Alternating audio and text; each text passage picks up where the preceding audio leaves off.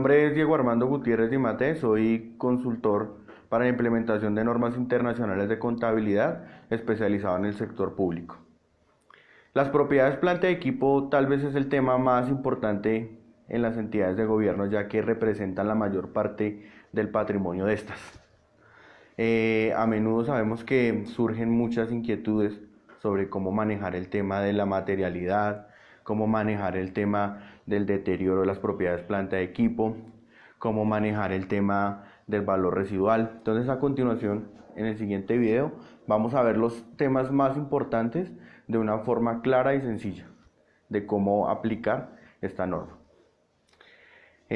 Primero en la medición inicial de la propiedad planta de equipo, al igual que en los inventarios, tenemos que saber que se deben capitalizar no solo el precio que pagamos por adquirir esa propiedad planta de equipo, sino que también se deben capitalizar los costos que están directamente atribuidos con la compra de estas.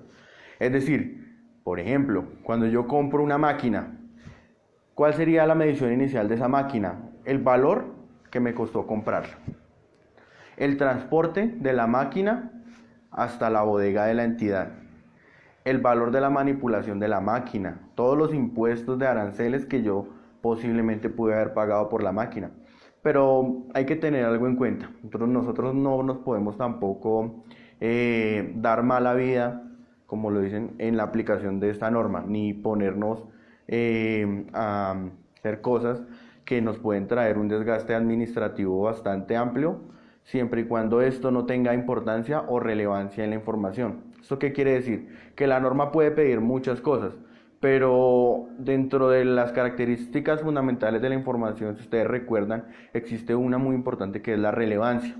Es decir, si ese reconocimiento de los costos atribuibles no son relevantes, yo los puedo dejar de reconocer, los puedo omitir en el reconocimiento en la medición inicial.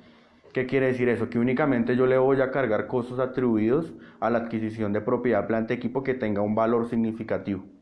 ¿Sí? Si por ejemplo yo voy a adquirir un computador que cuesta 1.000.000 de pesos, un computador que cuesta 2 millones de pesos, pues no vale la pena ponerme a cargarle costos atribuidos así los tenga. Estamos hablando de costos atribuidos cuando son máquinas que superan valores bastante amplios, como podemos decir por ejemplo que superen 35 salarios mínimos, que cuesten más de 30 millones de pesos, por decir algo.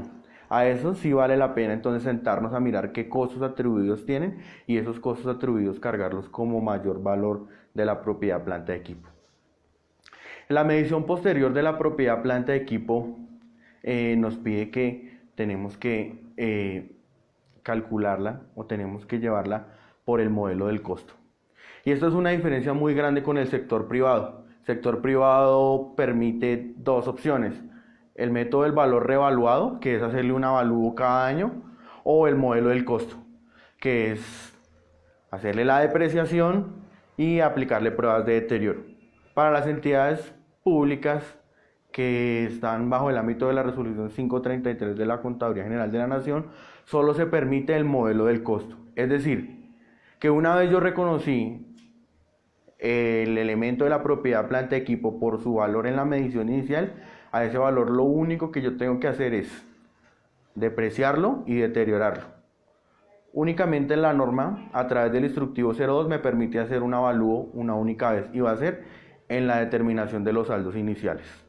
El instructivo 02 me da tres opciones: seguirlo manteniendo al costo, es decir, recalcular la depreciación y calcular deterioro si es posible, actualizar un avalúo anterior o hacerle un avalúo nuevo. Estos avalúos van a ser la última vez que se van a utilizar, porque a partir del 1 de enero de 2018 lo único que voy a calcular es depreciación, ya no hago más avalúos.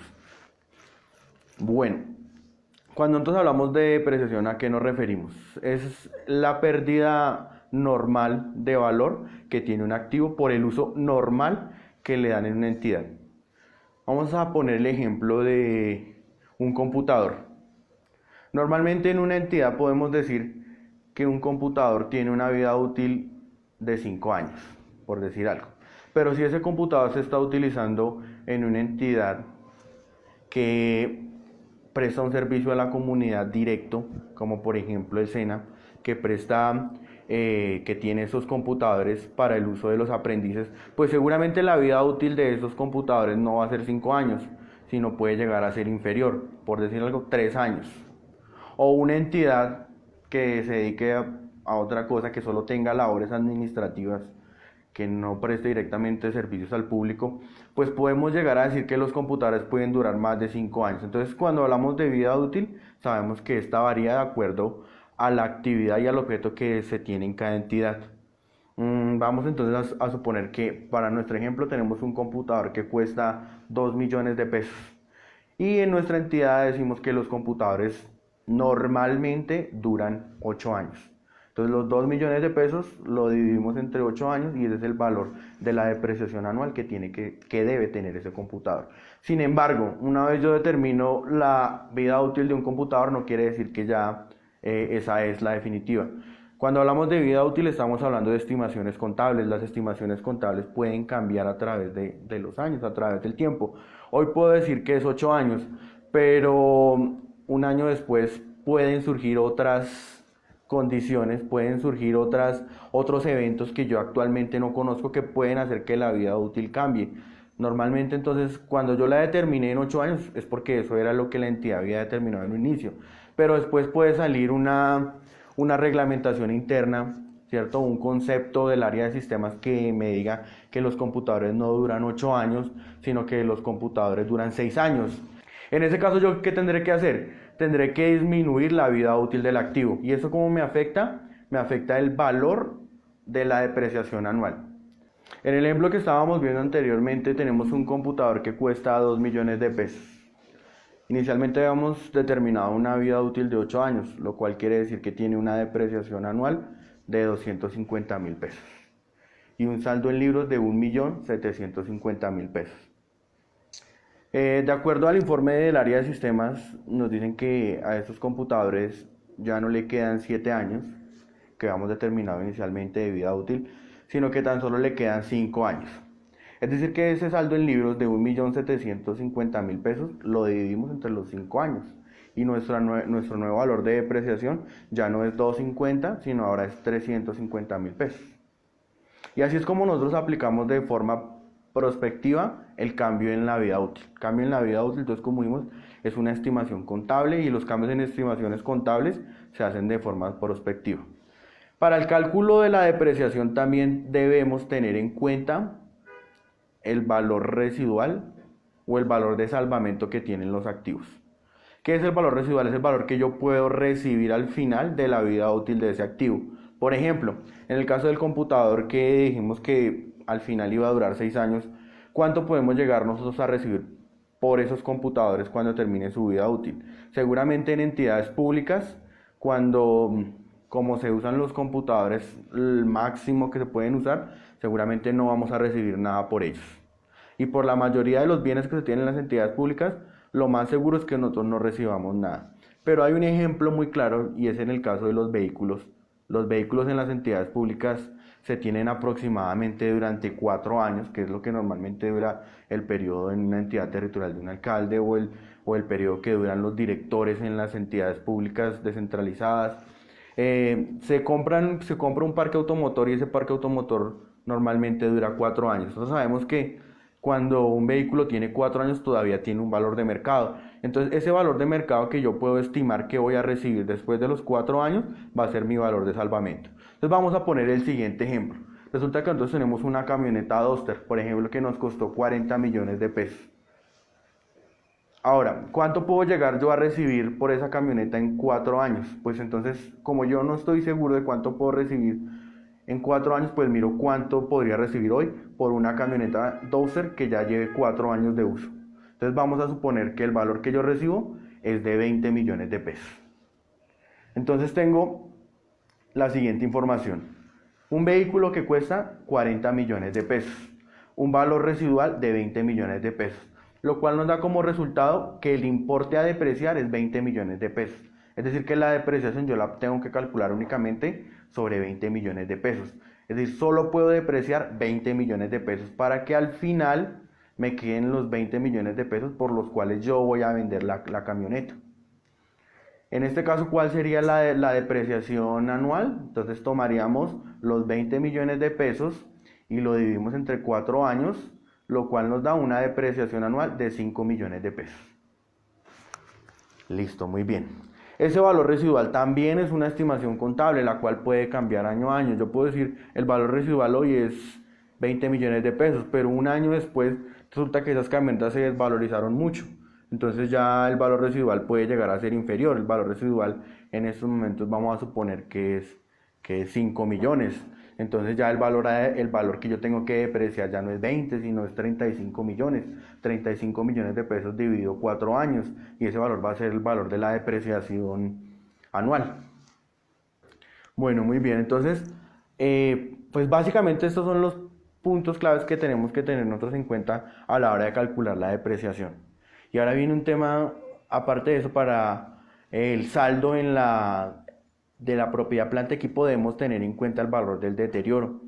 Pero este tema de deterioro sí lo vamos a ver de forma más detallada en un próximo video. ¿Qué más nos dice esta norma de propiedad planta equipo? La norma de propiedad planta equipo, hay un criterio clave que aplica y es el de la materialidad. Recordemos que la materialidad es una característica, por decirlo así, de la información para que sea relevante. Es decir, para que la información financiera sea relevante tiene que cumplir con una característica de materialidad. Recordemos entonces cuáles son los criterios, cuáles son las características por las cuales debe cumplir una propiedad planta de equipo. Entonces una propiedad planta de equipo normalmente en una entidad se tiene para labores administrativas, para prestar un servicio o para producir bienes. Digamos que esta última no es tan común en entidades públicas, más bien diríamos que o labores administrativas o prestar bienes. Otra característica que tiene la propiedad planta de equipo es que tiene que durar más de un año. Por ejemplo, si yo tengo una cocedora en una entidad pública, esa cocedora se tiene para labores administrativas y dura más de un año. En teoría yo podría decir que debería reconocerse en propiedad planta de equipo. En teoría yo podría decir que la tengo que depreciar, que le tengo que calcular vidas útiles, que tengo que darle de baja, que tengo que hacerle todo o aplicarle todos esos requerimientos que me pide la norma para el tratamiento de los elementos de propiedad planta de equipo. Pero como nosotros bien sabemos, una cocedora tiene un valor muy bajito, lo cual digamos que no se justifica que lo reconozcamos en los estados financieros y le apliquemos todos estos criterios. La norma me permite aplicar un criterio de materialidad y excluirlo de la propiedad planta equipo y reconocerlo como un gasto. Entonces, cada entidad debe establecer un umbral en el cual diga que todos los elementos que estén por debajo de ese umbral se van a reconocer como un gasto, así cumplan los criterios para ser reconocidos como propiedad planta de equipo. Es decir, así sea un activo controlado por la entidad, que es el que viene del pasado y el cual se esperen obtener beneficios económicos, así se tenga medición fiable, así se tenga una probabilidad de beneficios económicos o potencial de servicio, así dure más de un año, así se tenga para labores administrativas, no importa. Pero si está por debajo del umbral, se reconoce como un gasto.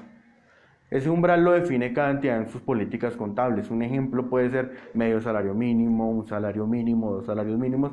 Eso de qué depende del tamaño de la entidad. Hay entidades para las cuales podemos llegar a decir entidades grandes, como por ejemplo el Ministerio de Defensa. Podemos decir que para ellos 2 salarios mínimos seguramente no es mucho. O si llegamos eso a una entidad más pequeña, pues seguramente los dos salarios mínimos sí son representativos y no se podría elegir esa política de materialidad. Los bienes de uso público tienen un tratamiento similar al de la propiedad planta de equipo. Es más, este tema de bienes de uso público no existe en la norma internacional, es un tema netamente colombiano. ¿Qué quiere decir esto?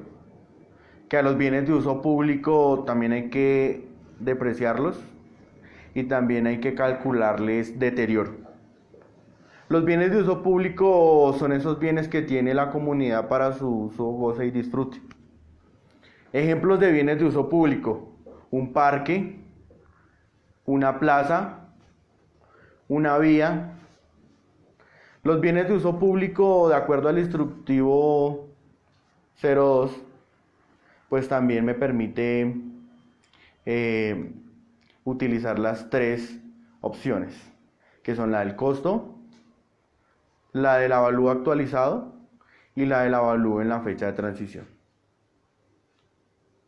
Bueno, entonces para finalizar recordemos que la propiedad, planta, equipo son activos, son recursos controlados por la entidad, así no se tenga la titularidad legal. Por ejemplo, yo puedo tener un terreno el cual estoy usando, pero el terreno resulta que yo soy una entidad descentralizada, pero el terreno es de la alcaldía y me lo entregó a mí mediante un comodato. Si yo determino que ese terreno yo lo voy a usar por mucho tiempo, es decir, por la mayoría del tiempo que tiene vida útil o lo tengo o lo voy a usar de forma indeterminada, pues lo reconozco de una vez en mis estados financieros por el tema del control.